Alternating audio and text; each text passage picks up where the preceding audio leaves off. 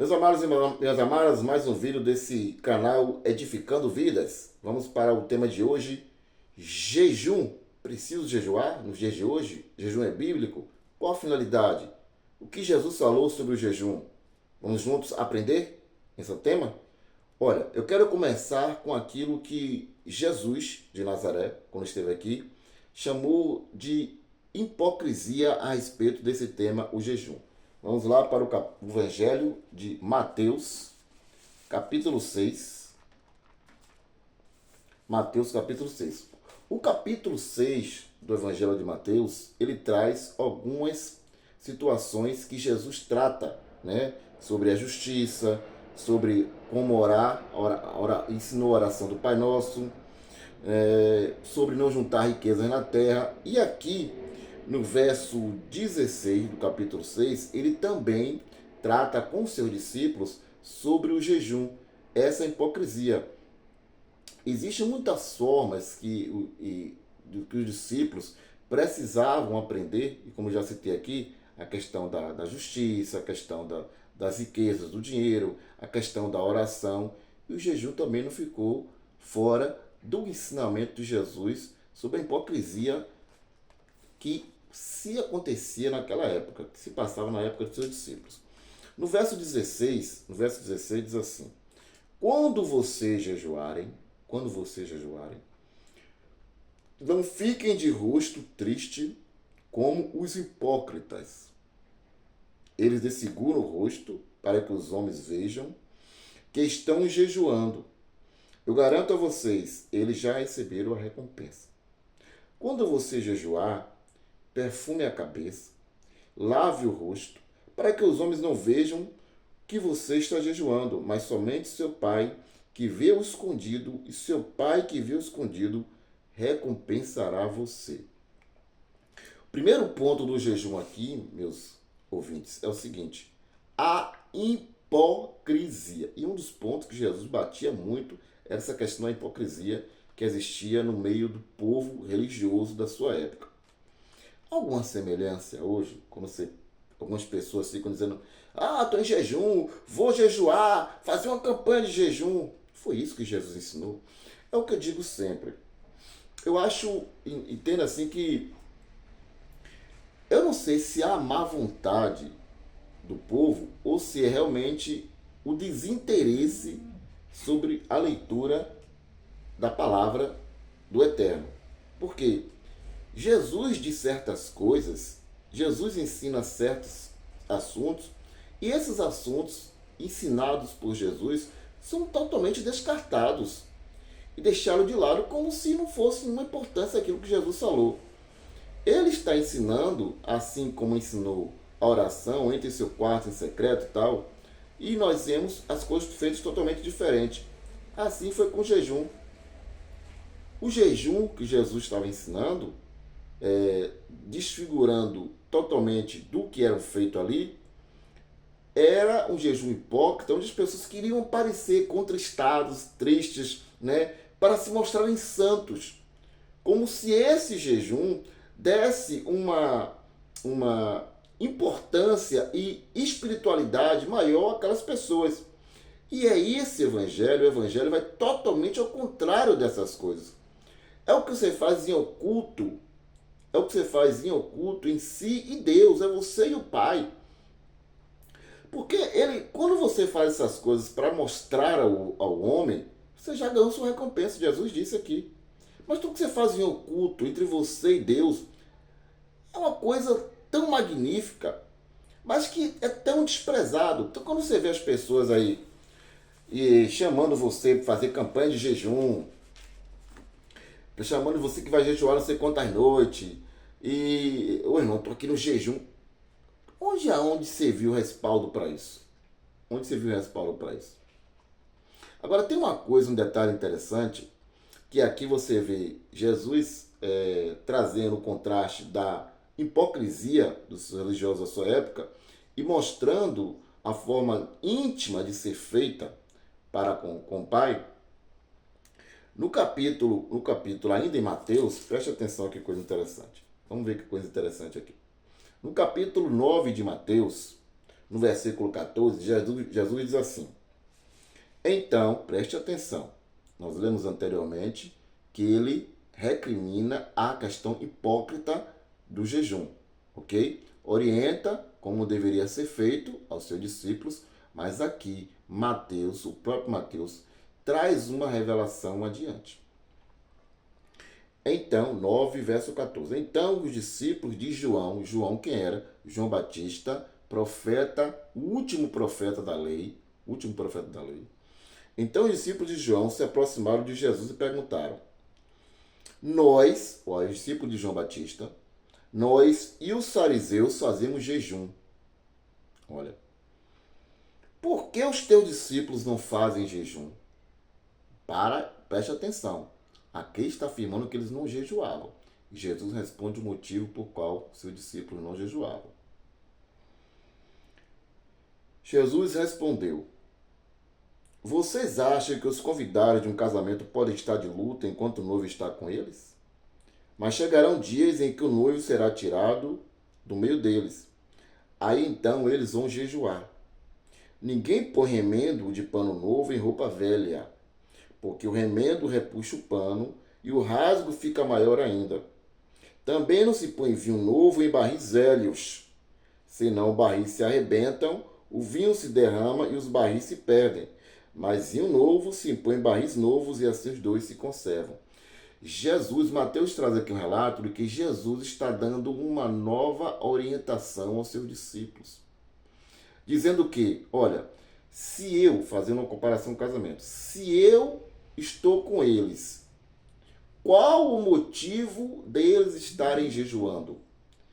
Se o jejum é algo íntimo, de tristeza, de desespero, é algo entre você e Deus na qual você está aflito.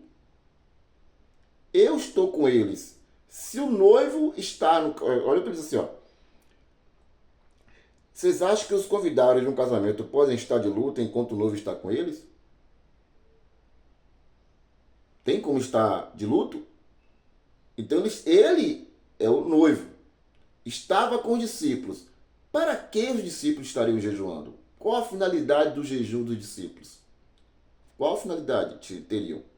Mas ele traz uma revelação na qual nós vamos ver no Evangelho de João. Mas chegarão dias em que o noivo será tirado do meio deles. Ele está aqui falando da morte e ressurreição dele. Nesse dia, nessa morte e ressurreição que foram 3 dias, os discípulos sim jejuariam, estariam de luto, estariam contristados, aflitos, e nesses dias eles entrariam em jejum. Mas quando novamente ele voltasse, estaria em espírito com os discípulos. Qual a finalidade novamente do jejum? Se novamente o noivo agora de forma eterna, completa, estaria com eles. Precisariam jejuar de novo? No simbolismo na qual ele faz, nós vamos ler aqui em João, capítulo 16. João, capítulo 16, verso 16. Daqui a pouco vocês não me verão mais. Porém, mais um pouco e vocês me tornarão a ver. Alguns discípulos comentaram: o que ele quer dizer com isso? Daqui a pouco vocês não me verão mais, porém, mais um pouco e vocês me tornarão a ver? E ainda, eu vou para o Pai? E diziam: o que significa esse um pouco? Não compreendemos o que ele quer dizer. Jesus percebeu que eles queriam fazer perguntas e disse: vocês estão discutindo porque eu falei: daqui a pouco vocês não me verão mais, porém, mais um pouco e vocês me tornarão a ver? E eu lhes garanto, vocês vão gemer e se lamentar enquanto o mundo vai se alegrar. Vocês ficarão angustiados, mas a angústia de vocês se transformará em alegria. Quando a mulher está para dar à luz, sente angústia, porque chegou a hora. Mas quando a criança nasce, ela nem se lembra mais da aflição, porque fica alegre por ter posto um homem no mundo. Agora, vocês também estão angustiados. Mas quando vocês tornarem a me ver, vocês ficarão alegres, e essa alegria ninguém tirará de vocês. Quando Jesus traz esse simbolismo, e ele fala lá em Mateus que chegariam dias que eles jejuariam, porque ficariam de luto, aqui nesse simbolismo que ele traz de João, está falando exatamente isso. Vocês ficarão angustiados, vocês ficarão aflitos, e nesses dias dessa aflição, dessa angústia, vocês vão jejuar. Mas, e aí traz o simbolismo da mulher de parto. Quando a mulher está para dar à luz, ela também sente angústia, ela também sente aflição. Mas quando a criança nasce, ela sente alegria e nem se lembra mais da angústia, da aflição na qual passou. É a alegria de ter a criança com ela. Ou seja, nesses dias de angústia na qual estarei morto, vocês irão estar aflitos, angustiados, mas quando eu ressuscitar e quando eu vier fazer morada, vocês nem vão se lembrar mais daquela angústia, daquele sofrimento. Voltará novamente a jejuar? Se não sentirão mais aflição nem angústia? É o que Jesus está ensinando a gente. O jejum que muita gente faz aí, um jejum de barganha, um jejum que eu vou jejuar para ter isso e para ter aquilo. Nada bíblico, totalmente contrário à palavra de Deus e totalmente contrário àquilo que Deus fala pelo profeta Isaías. Vá ler com calma novamente, profeta Isaías capítulo 58, beber uma aguinha aqui.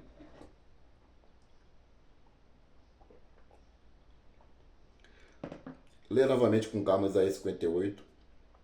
Você vai ver o jejum que agrada ao Eterno. Claro que ninguém vai conseguir cumprir aquilo que estava falando o profeta Isaías, né? No povo da sua época, mas a essência do jejum está ali, que agrada a Deus. Então nós vamos ouvir algumas referências de Paulo jejuando, né? Nós temos a referência em Atos capítulo 13, verso 2 e 3, Atos capítulo 14, verso 23 e Atos capítulo 27, verso 33, onde Paulo também teve alguns jejuns. Só que esses jejuns que Paulo fez, nenhum tem referência a nada pessoal, a ganhar nada, a barganhar com Deus. Esse jejum de barganha, esse jejum de tomar lá da cá, isso não é ensinado nem por Jesus e nem pelo emissário, ou como é conhecido, apóstolo Paulo, na Bíblia, na palavra de Deus que está na Bíblia. Nós vemos que Moisés jejuou, Jesus jejuou, nós vemos que os judeus jejuaram para matar Paulo, fez um propósito de assassinato. Então nós vemos diversos tipos de jejum, Elias jejuou, mas o jejum que agrada a Deus está em Isaías 58. E quando qualquer pessoa que disser para você, estou jejuando, vou fazer uma campanha de jejum pela sua vida, cai fora. Não é isso que Jesus ensinou, muito pelo contrário. Ele repreendeu e ensinou os discípulos na hipocrisia que era feita os religiosos da sua época. Quando contristados, né, a pessoa perto de você e está ficar triste, né, com o rosto parecendo, mas estou na prova, estou no jejum aqui. Não, foi isso que Jesus ensinou. Isso é hipocrisia, não, gente. Vamos voltar para a palavra de Deus, vamos aprender a palavra de Deus. Vamos voltar a ter amor em ler a palavra de Deus, a examinar a palavra de forma linear, com amor, com carinho. E veremos que muitas coisas aí ensinadas não têm nenhum sentido com a Bíblia. Ok? Então o jejum, ele é bíblico? Ele é bíblico. O jejum é necessário? O noivo está com a gente. O noivo habita em nós. O jejum de forma medicinal? Ok. Mas se você quer fazer algum jejum em forma de aflição entre você e Deus, uma forma de angústia na qual você está passando, e aquele momento você se abster de si próprio, para ter ali uma afinidade com Deus, não vejo nada de errado. Mas é você e Deus. Mas não existe campanha de jejum, não existe para o monte jejuar, não existe vou jejuar pela sua vida, não existe nada disso. Algo pessoal entre você e Deus, caso você queira, sem motivo nenhum de barganha. Sem motivo nenhum de barganha. Lembre-se que o noivo está habitando em nós. O Espírito de Deus habita em nós. E quando Jesus ensinou, foi Jesus que ensinou. Não fui eu que ensinei. Não estou ensinando nenhum ensinamento meu. Só estou repassando o que a Bíblia diz. Quando foi questionado porque os seus discípulos não jejuavam pelos discípulos de João Batista, o profeta. Eles e os fariseus jejuavam.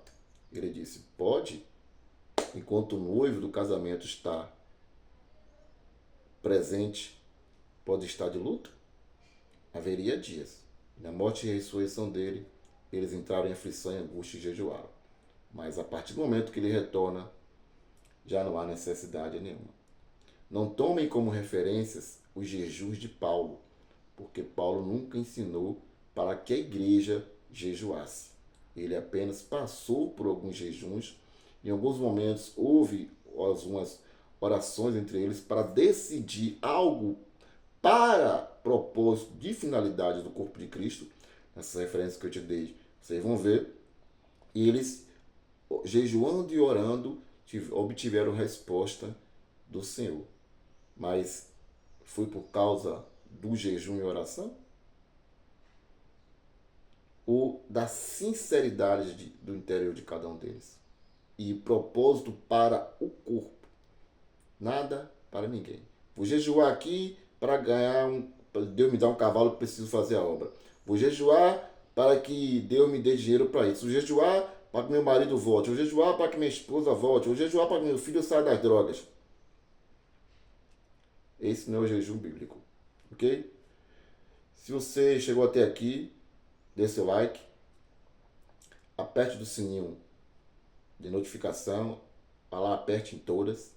Se você é novo aqui nesse canal, está sendo edificado e ainda não se inscreveu, se inscreva. É de graça, não paga nada. Se você já é inscrito, peça para que alguém se inscreva, compartilhe com alguém que precisa ouvir essa mensagem. E nós temos diversos vídeos aqui no meu canal.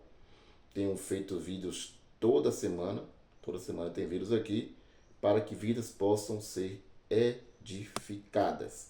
Meu nome é Wilson Silva, resido aqui em Salvador, Bahia. Um grande beijo no coração de vocês e até o próximo vídeo.